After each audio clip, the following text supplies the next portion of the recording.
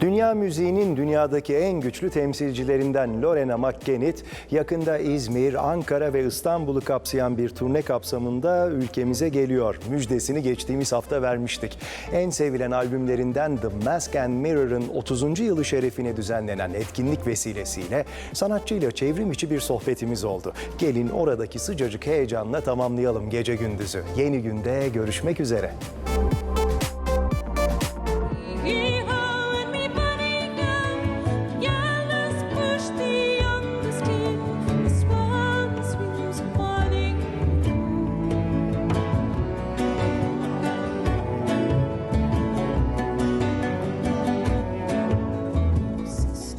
Loreena Mckennitt'le beraberiz. 1990'lı yıllardan itibaren özellikle ülkemizdeki tanınırlığını hiç kaybetmemiş, dinleyenlerin gönlünde çok özel albümlere sahip, çok değerli bir sanatçı ve farklı kültürler arasında bağ kuran bir sanatçı. Şimdi yepyeni bir serüvene hazırlanıyor kendisi.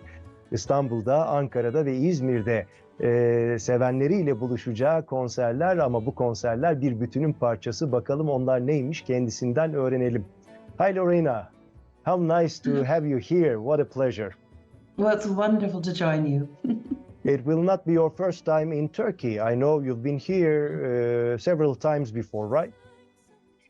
Yes, I think we've been performing in Turkey since about 1995, and I've traveled there in a performance mode and outside of a performance mode for several years now. I never forget that first time, because it was the 90s. I was very young and I was born in Ankara, and all my friends and my family was, crazy with your album, The Visit, and then The Mask and Mirror. And right now, almost about 30 years later, you're back with that journey. It will be a different journey this time after those 30 years, going back and the road back home. How do you explain, how was the journey so far, and how does it make you feel to be back on that road again? Well, it's wonderful after the whole experience of COVID, of course, but also all these years really, they shape you differently. So it becomes a very interesting exercise, a retrospective exercise to look back what you were thinking of in 30 years ago, particularly from a creative standpoint. Yes, with this performance, we're actually going to do some pieces from across the catalog, and the second half we're going to perform the Mask and Mirror from the beginning to the end in order. But it has been interesting to reflect on those various travels, those books that I read, those experiences I had, and relive them again. Indeed, and this time it's different. As Marcel Proust explains, we live them again, but with a different lens, with different eyes, and your music tells a lot about this retro experiences. So how do you explain the power of your music? Because it's a mix of different cultures, the Celtic culture in specific, but it's so welcome in Turkey and many other cultures around the world. How do you explain that power? Well, after a certain point, I can't explain it. It's a big surprise to me. I think, though, in the Celtic music, and that more, and particularly more the Irish Celtic or the Breton and Scottish Celtic, there's something really infectious in its modality, and it was that very quality that attracted me to it in the first place. And this is back in a folk club in Winnipeg in the middle of the Canadian prairies at the end of the 70s. And but as I learned more about the history of the Celts, and that they were this vast collection of tribes that fanned out across Europe and into what we call Asia Minor, certainly in Anatolia there were Celts.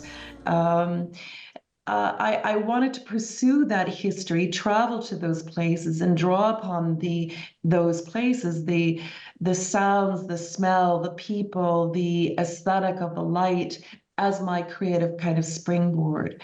I remember spending a wonderful day at an archaeological site just outside of Ankara. I think it was the University of Pennsylvania with others that were doing an excavation there, and they had found this Celtic strata. So yes, it's pretty amazing to look back on all of this now. Such a cultural mosaic when we look at such very ancient cities, especially like Izmir, Istanbul, even Ankara. So there is a strata coming from your roots, from your Celtic roots. Yes, yes. Unbelievable. So if we look at your music, which is very rich in content and in as genre as well, are there any hints of Turkish culture or other cultures, other instruments this time on your new album? Certainly, when I think back of the kemençe and the kanun, weaving those instruments into the arrangements, particularly for an ancient muse, when we were working on that recording, I wanted to go back and capture some elements, whether it was the instruments themselves, sometimes little melodies that would be traditional melodies. And mix them together.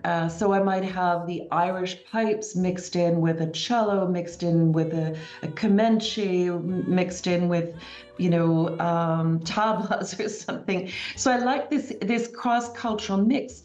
And I think it was largely inspired by, as I was learning more about the history of the migrations of people, the different routes that they would travel, the wonderful caravanserais that I've seen in Turkey, which I absolutely adore. But what that represented was people moving, and they were influencing each other in food and in literature or agriculture or language and music. So in a sense, I see what I've been doing these 30 odd years after, pursuing the history of these Celts that spanned out this big geographical area, is that I'm kind of representing this constant migration and moving of people and then influencing each other. So that's how I look at my music some days.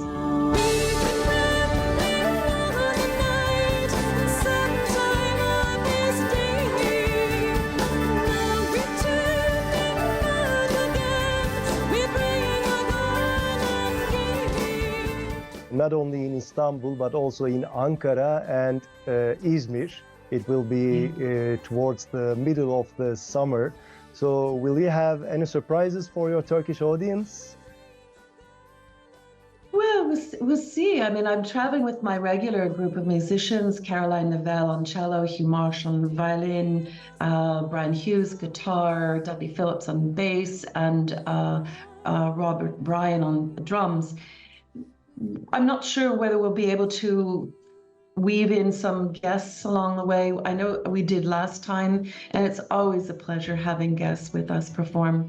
But sometimes it's just a factor of the opportunity to rehearse a little bit or sound check, or there's all kinds of practical reasons. But that's always in the back of my mind. Can we invite a guest or two to join us? Because it's lovely. The music has often been created through that energy of collaboration and feeding off of other people's musicianship. And it would be such a great pleasure, but we'll have to see. Thank you, Loreena. We're looking forward to having you here in Turkey. Thank you. We're very much looking forward to coming back.